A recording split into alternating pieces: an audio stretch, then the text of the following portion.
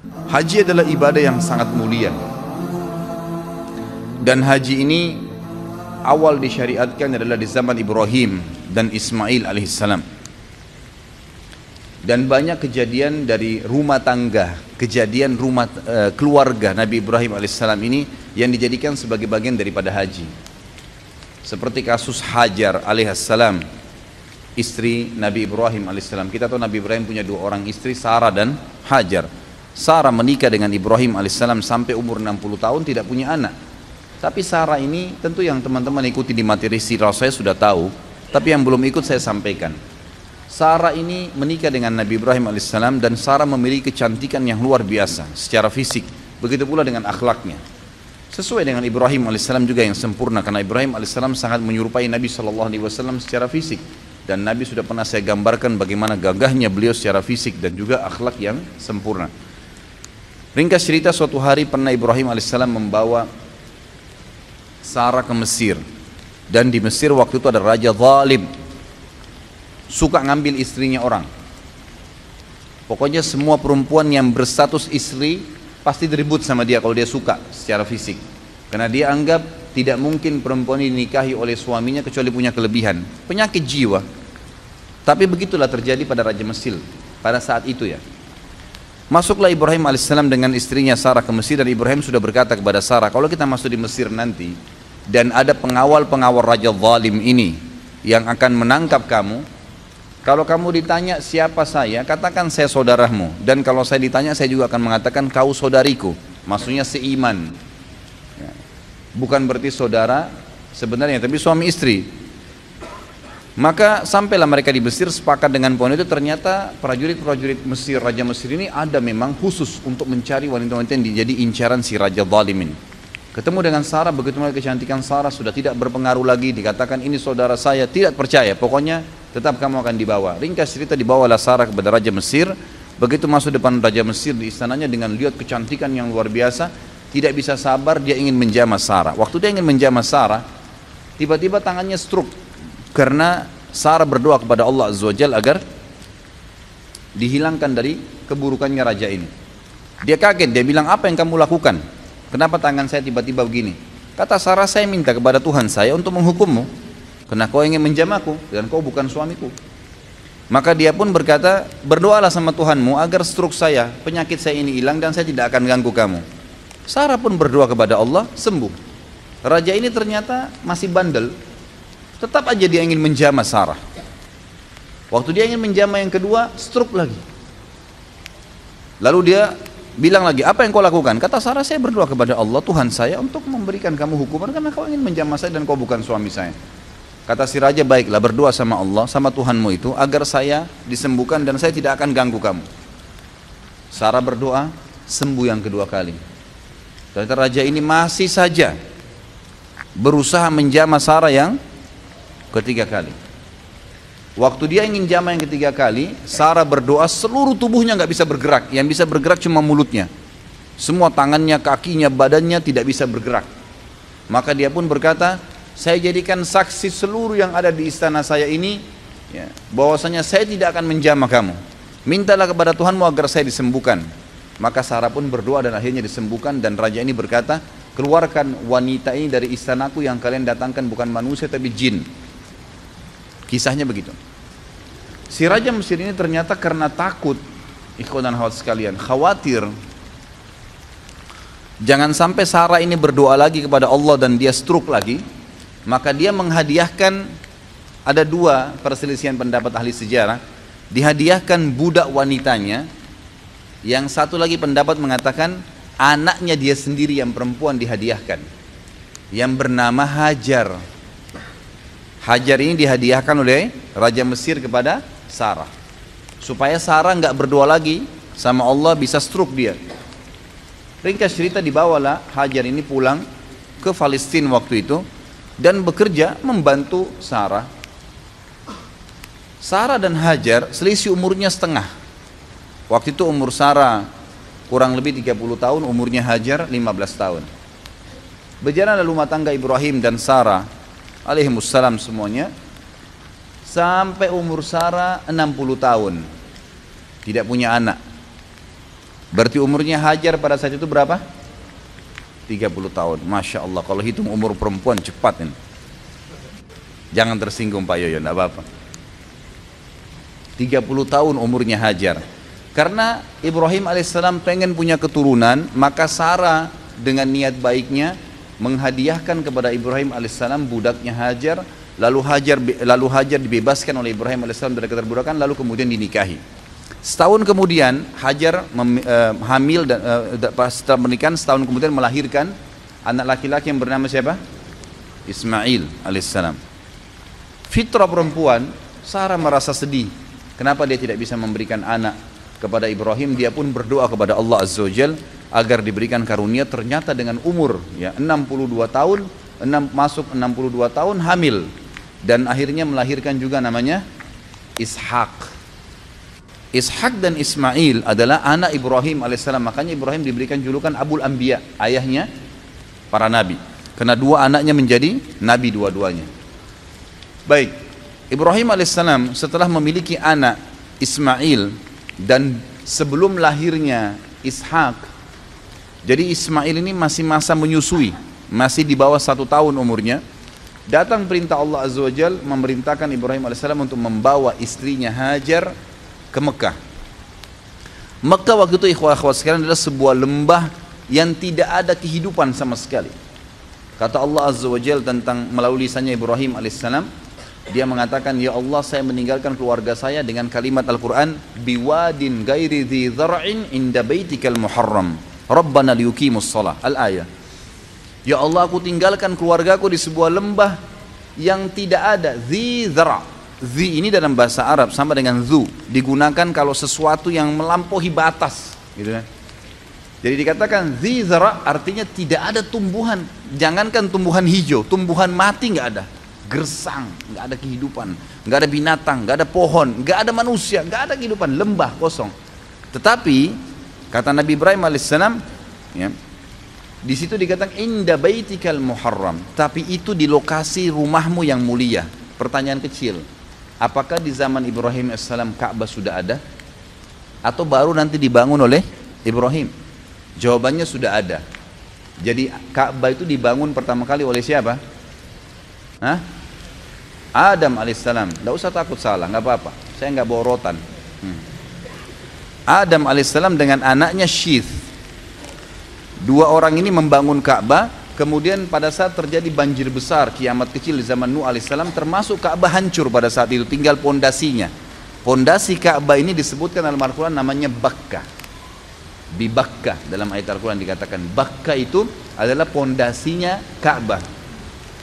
Maka Allah Subhanahu wa taala ingin Ka'bah itu dihidupkan kembali. Diutuslah awal kisahnya dengan Ibrahim alaihissalam diperintahkan membawa istrinya Hajar dan Ismail ke lembah itu. Pada saat tiba di sana, Ibrahim alaihissalam tidak bicara apa-apa. Tiba di lembah tersebut, gersang, lalu dia bilang sama Hajar, turunlah wahai istriku, bawa Ismail bersamamu dan saya akan tinggalkan kamu di lembah ini. Hajar bingung, nggak ada instruksi, nggak ada informasi, nggak ada bekal yang cukup. Cuma begitu saja. Ibrahim alaihissalam tiba-tiba balikkan kuda untanya menuju ke arah Palestina, mau pulang.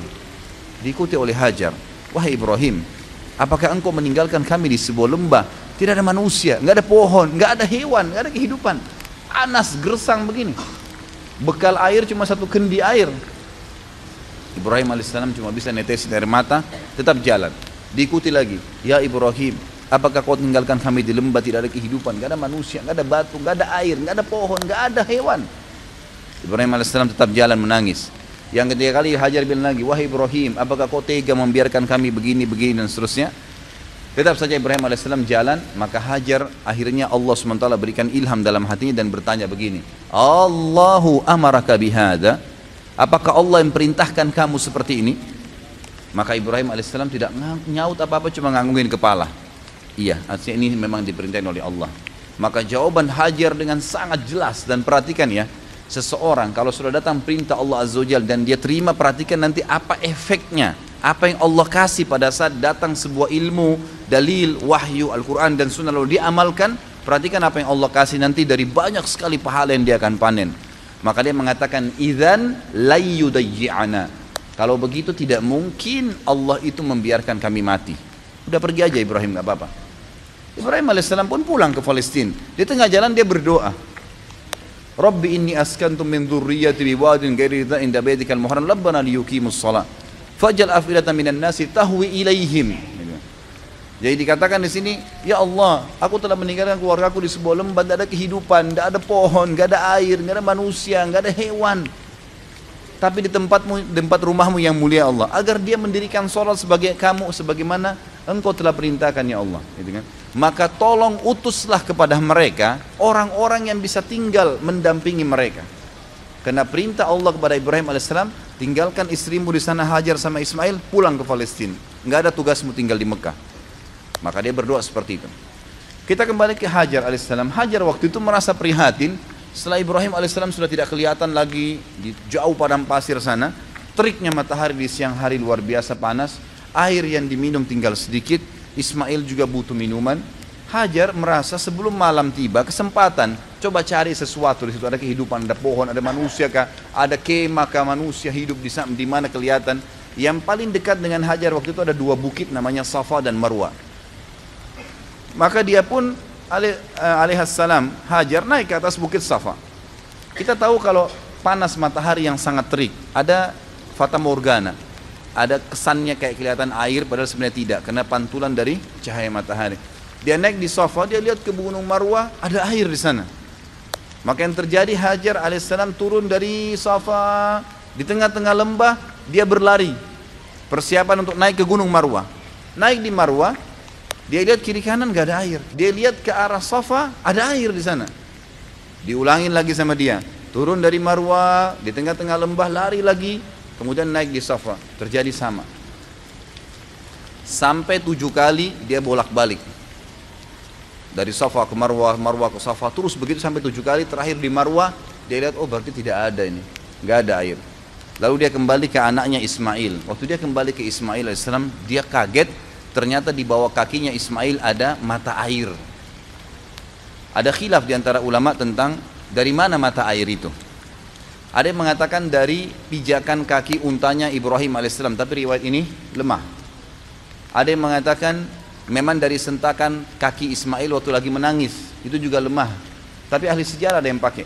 Yang paling kuat adalah Allah SWT mengirim Jibril dan mengepakkan sayapnya, lalu keluarlah mata air tersebut. Pada saat Hajar tiba, lihat air, bayangkan kalau kita di posisi ibu kita ini, panas, gerah, ketakutan, gak ada keluarga, takut mati, gak ada air. Lalu lihat mata air, apa yang terjadi kira-kira? Dia datangin air tersebut dengan semangat, lalu dia buat bendungan kecil dari padang pasir itu. Sambil mengucapkan lafaz yang digunakan dalam bahasa Palestina, bukan orang Arab ya, ini bukan bahasa Arab. Bahasa asli orang Palestina, dia mengatakan zam-zam. Artinya apa? Berkumpullah, berkumpullah. Gitu. Jadi makna zam-zam itu sebenarnya. Ini rahasianya. Gitu. Maka dia bilang zam-zam, ditutup sama dia. Gitu kan? Ditutup sama dia. Kata Nabi SAW, semoga Allah merahmati ibunya Ismail.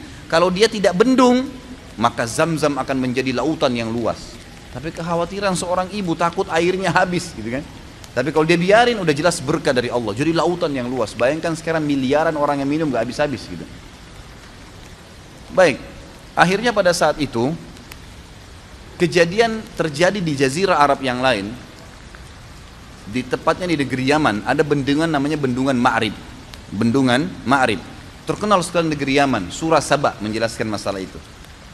Karena mereka kufur terhadap nikmat Allah, bendungan itu Allah hancurin sehingga akhirnya di sisi barat dan timurnya negeri Sabak dulu ini penuh dengan semua, di sisi baratnya pohon buah-buahan, semuanya jenis buah-buahan ada.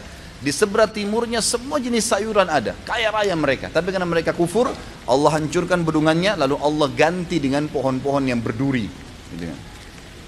Ringkas cerita, keluarlah suku-suku Arab dari Yaman pada saat itu. Dan waktu itu tidak ada suku Arab kecuali di Yaman. Mereka keluar menuju ke negeri Syam. Kalau saya ibaratkan buku ini Jazirah Arab, maka di bawah ini daerah selatannya Jazirah Arab. Indonesia ada di bawah Jazirah Arab, di selatan. Di atas ini utaranya Jazirah Arab. Di utara Jazirah Arab itu ada negeri Syam, Palestina, Syria, Lebanon, dan Yordania. Di atasnya lagi ada Turki. Di atasnya lagi ada Eropa sampai ke Amerika sana.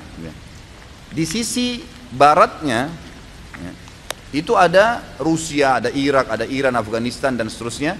Sisi timurnya ada Mesir, Afrika dan seterusnya. Selatannya ada Yaman dan Asia Tenggara. Nah, Yaman ini kebetulan ada di Jazirah Arab bagian selatan, di bawah. Jadi mereka mau menuju ke negeri Syam. Di tengah-tengah jalan itu ada kota Mekah di tengah-tengahnya, tengah-tengah Jazirah Arab. Mereka lewatinlah Jazirah Arab itu menuju ke negeri Syam, karena negeri Syam ini subur. Mereka mau pindah ke sana gitu. Ternyata lewat di dekat lembah Mekah, mereka temukan di atas lembah Mekah itu ada banyak burung berputar-putar. Nah ini kalau insya Allah enggak, kalau antum kesesat di padang pasir, kehabisan air, tanda-tanda ada air situ kalau ada burung yang buat lingkaran. Itu umumnya disebutkan dalam buku-buku sejarah. Mereka bingung, setahu kami di lembah ini nggak pernah ada air, kok bisa ada burung lagi berputar-putar. Mereka mampir, utus 2 orang, coba lihat di sana ada apa. Mereka kaget, mereka temukan Hajar dengan anaknya Ismail alaihissalam duduk di sebelah mata air Zam-Zam. Maka mereka pun punya adab dan akhlak. Mereka mengatakan, kami ingin tinggal di sini, suku kami suku besar. Tidak disebutkan jumlah mereka, tapi yang jelas ratusan orang pada saat itu. Satu suku semuanya pindah dari Yaman ke negeri Syam. Dan ini hasil dari doa Nabi Ibrahim alaihissalam yang berdoa minta diutus kepada Hajar dan Ismail orang yang bisa hidup bersama mereka. Diutuslah suku ini, dan suku ini bernama suku Jurhum. Suku Jurhum. Keluarlah suku Jurhum ini terus masuk, kemudian pamit dengan Hajar, wahai ibu, kami ini adalah satu suku yang besar dan kami keluar dari negeri Yaman, tapi kami nggak punya tempat tinggal. Bisa nggak kami tinggal di sini? Nanti kami bentuk komunitas, kami punya peternakan, kami juga ahli perkebunan, karena mereka memang ahli perkebunan di Yaman, gitu kan. Kami akan buat dan kami akan bayar upeti. Yang penting kami bisa hidup dekat mata air ini. Kata Hajar, baiklah. Maka spontan pada saat itu terbentuk komunitas kota Mekah. Ada mata air, kemudian ada penduduk yang tiba-tiba langsung dengan suku yang besar. Mereka membangun rumah, mereka sudah bawa peternakan, unta, sapi, kambing dibawa dari kampungnya Yaman. Terus mereka juga sudah mahir bercocok tanam. Mereka mulai menanami wilayah Mekah itu. Ringkas cerita, menjadi rapilah Mekah itu, mulai ada penghuni. Pada saat itu Ismail alaihissalam tumbuh besar di tengah-tengah suku Jurhum. Perlu Bapak Ibu tahu, istilah Arab sendiri, Arab itu ada 2 macam. Ada namanya Arab asli, ada Arab musta'ribah. Arab asli ini adalah turunan orang Arab yang asli. Dan Arab musta'ribah adalah orang Arab, orang yang bukan Arab terarabkan karena pernikahan atau menggunakan bahasanya. Seperti kasus sekarang Mesir. Mesir itu suku Kipti. Bukan orang Arab mereka. Irak, bukan orang Arab. Negeri Syam, Yordania, Palestina, itu bukan orang Arab mereka. Sudan, Jazair, Tunis, Maroko, Afrika Utara, semua itu bukan orang-orang Arab mereka, suku barbar. Tapi mereka dikatakan negara Arab. Kenapa? Karena menjadikan bahasa Arab sebagai bahasa negaranya. Dan pada saat ekspansi Islam di zaman Umar bin Khattab, zaman Uthman bin Affan, mereka menikah dengan orang-orang Arab, dari tabi'in, dari sahabat yang bergabung sama mereka, maka dikatakanlah mereka orang-orang Arab. Ismail alaihissalam bukan orang Arab, karena beliau dari Ibrahim alaihissalam orang asli suku Babilonia, dari Irak. Itu. Orang asli Irak, asli orang Irak namanya suku Babilonia. Maka mereka, Ismail berbaur sampai besar dan menikah dengan anak kepala suku Jurhum. Setelah menikah, tapi tidak disebutkan di sini prediksi umurnya Ismail alaihissalam, karena ini kisah yang cukup panjang, saya ringkaskan melihat waktunya. Maka datanglah Ibrahim alaihissalam, diperintahkan oleh Allah SWT untuk mengunjungi Mekah. Beliau datang mengunjungi istrinya. Tapi pada saat itu yang saya dapat dalam buku sejarah adalah setelah Ismail menikah dengan anak kepala suku Jurhum.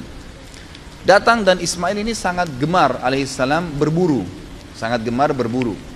Maka dia pun lagi keluar berburu. Ibrahim datang ke rumahnya lalu bertanya pada istrinya dari belakang pintu, di mana suamimu? Dikatakan lagi pergi berburu. Berapa lama kira-kira biasa dia berburu? Ya sekitar sebulan baru kembali. Sering kali pergi berburu, sebulan baru kembali. Kemudian kata Ibrahim, bagaimana kehidupan kalian? Istrinya mengeluh, hidup kami susah, hidup kami nggak enak, hidup kami gini. Tidak pernah lisannya mengatakan alhamdulillah, tidak pernah ada pujian Allah. Maka kata Ibrahim, kalau suamimu kembali titip pesan, bahwasanya ada seseorang yang bernama Ibrahim mencari dia dan suruh dia mengganti tiang pintu rumahnya. Pulanglah Ibrahim alaihissalam setelah ketemu Hajar beberapa hari, lalu kembali lagi ke Palestina. Ismail alaihissalam kembali. Ismail tentu sudah tahu tentang siapa Ibrahim, ayahnya, sudah tahu kisahnya dari ibunya Hajar, tapi belum pernah ketemu. Sampai saat itu belum pernah ketemu. Lalu kemudian Ismail pulang ke rumahnya, tanya istrinya, siapa yang datang? Oh, ada tamu namanya Ibrahim. Apa yang dia bilang? Dia tanya masalah-masalah kita di sini, lalu saya menyampaikan keluhan-keluhan kita semuanya, keadaan kita di sini. Lalu apa pesan dia? Dia katakan, gantilah tiang pintu rumahmu.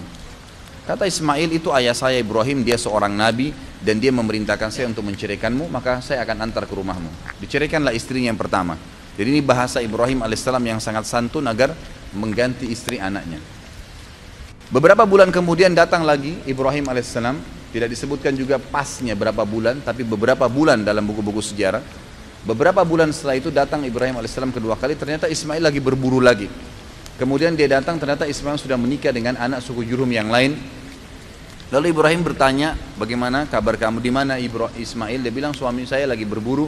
Bagaimana kehidupan kalian? Istri yang kedua ini semuanya pujian kepada Allah. Alhamdulillah hidup kami cukup, alhamdulillah kami bahagia, alhamdulillah begini, selalu muji Allah.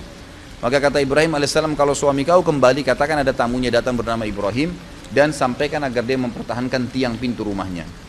Maka Ibrahim alaihissalam pun tidak pulang ke Palestina, tinggal sama istrinya sampai anaknya Ismail pulang. Lalu bertemulah mereka. Tentu pada saat Ismail pulang ke rumahnya dulu, dia belum ke rumah ibunya. Lalu dia tanya istrinya, siapa yang datang? Dia katakan ada satu orang nama Ibrahim.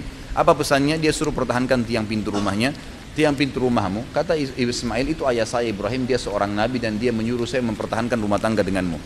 Ringkas cerita, Ismail ketemulah dengan Ibrahim alaihissalam. Lalu mereka berpelukan. Seterusnya, setelah itu Ibrahim alaihissalam tidak kembali ke Palestina. Ada perintah Allah azza wa jalla yang diperintahkan kepada Ismail Ibrahim alaihissalam. Baru berapa hari saja ketemu dengan anaknya Ismail, perintah yang luar biasa pada saat itu adalah disuruh Ibrahim menyembelih anaknya Ismail. Baru berapa hari ketemu anaknya sudah disuruh sembelih. Dan yang luar biasanya, perintah ini hanya datang dalam bentuk mimpi saja. Dan perlu kita tahu, para nabi-nabi kalau mimpi itu semua berita benar. Dia mimpi menyembelih anaknya.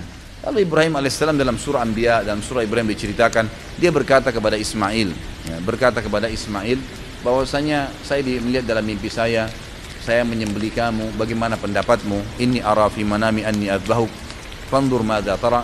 Maka Ismail menjawab dengan sangat santun, sangat baik, ya abatif al-ma tu'mar satajiduni insyaallah minas sabirin. Wahai ayahku, lakukanlah apa yang sebenarnya kau diperintahkan dan kau akan dapat saya termasuk orang-orang yang sabar.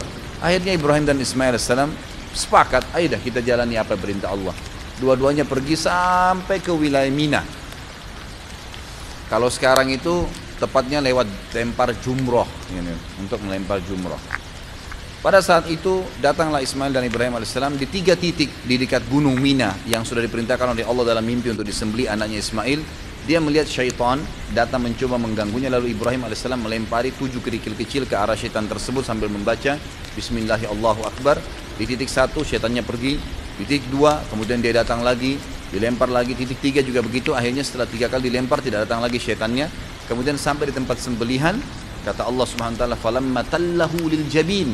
Pada saat Ibrahim sudah meletakkan leher anaknya, pedangnya sudah diangkat dan sudah diayunkan, dua-duanya sudah pasrah. Ismail sudah pasrah, Ibrahim alaihissalam sudah pasrah, jadi tidak setengah-setengah. Dan ini kita perlu juga ambil pelajaran di sini, ikhwah-akhwat sekalian. Cobaan Allah SWT itu kadang-kadang diuji iman kita sampai titik terakhir. Pada saat sudah betul-betul pasrah, diangkat pedang, dia sudah akan sembelih, ditahan pedangnya oleh Jibril alaihissalam, lalu kemudian digantikan dengan zibhin azim, sembelihan yang agung, maksudnya seekor domba yang besar. Lalu Allah mengatakan, ya Ibrahim qad saddaqtar ru'ya. Hai Ibrahim, kau sudah percaya mimpi yang telah kami kasih, maka kami akan gantikan kamu dengan sembelihan tadi. Digantilah sembelihan tersebut. Lalu kemudian Ibrahim dan Ismail AS diperintahkan oleh Allah setelah itu membangun Ka'bah. Maka Ibrahim dan Ismail pun membangun Ka'bah di pondasi yang sudah ada dibangun oleh Adam dan Syith alaihimussalam semuanya. Dibangunlah pondasi tersebut. Setiap kali Nabi Ibrahim alaihissalam mundur untuk melihat posisi Ka'bah sudah rapi atau belum, maka Ibrahim alaihissalam berdiri di sebuah tempat yang agak tinggi, lalu pada saat beliau turun, beliau sempat loncat ke bawah. Loncatan Nabi Ibrahim alaihissalam dari tempat tinggi itu yang melihat apakah sudah rata bangunan Ka'bah atau belum, ke bawah itu keinjak tanah dan sempat ada bekas telapak kakinya yang sekarang dikenal dengan maqam Ibrahim. Allah kekalkan itu pijakan kakinya dengan izin Allah Subhanahu wa taala untuk menjadi tanda-tanda kebesaran Allah Subhanahu wa taala. Kemudian pada saat selesai bangun Ka'bah, kata Ibrahim alaihissalam kepada Ismail alaihissalam, coba carikan saya batu yang kuat agar bisa bangunan ini kuat pondasinya, karena memang posisinya berdiri. Karena memang bangunan ini tadinya didirikan dari tanah liat yang dibasahkan lalu dikeringkan lalu kemudian disusun, jadi mudah runtuh, gitu kan. Maka Ismail pun alaihissalam keliling di sekitar padang pasir situ mencari. Tidak lama kemudian dia bawa datang Hajar Aswad. Hajar Aswad ini tadinya warna putih terang, tapi karena dosanya anak Adam jadi menjadi hitam. Diturunkanlah, kemudian Nabi Ismail AS membawa dengan bentuk warna hitam. Kata Ibrahim, dari mana kau dapatkan? Dia bilang, dari Allah turunkan kepada saya. Lalu dinaikkanlah batu tersebut, ditaruh di posisi sekarang Hajar Aswad. Setelah selesai tempat tersebut, sudah ada air Zam-Zam tadi, sudah ada tempat Hajar mencari Safa dan Marwa air, sudah ada sembelihan tadi yang tidak jadi, Ka'bah sudah terbangun, sudah ada Hajar Aswad.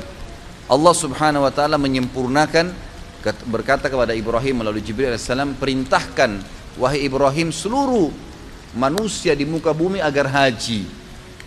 Dalam riwayat sahih kata Ibrahim alaihissalam, "Wa ma yablughu sauti?" Sampai di mana suaraku ya Allah? Enggak bisa, suaraku enggak mampu nyampein ke seluruh pelosok muka bumi ini. Kata malaikat Jibril, "Ma'alaika illal balagh." Tugasmu hanya menyampaikan.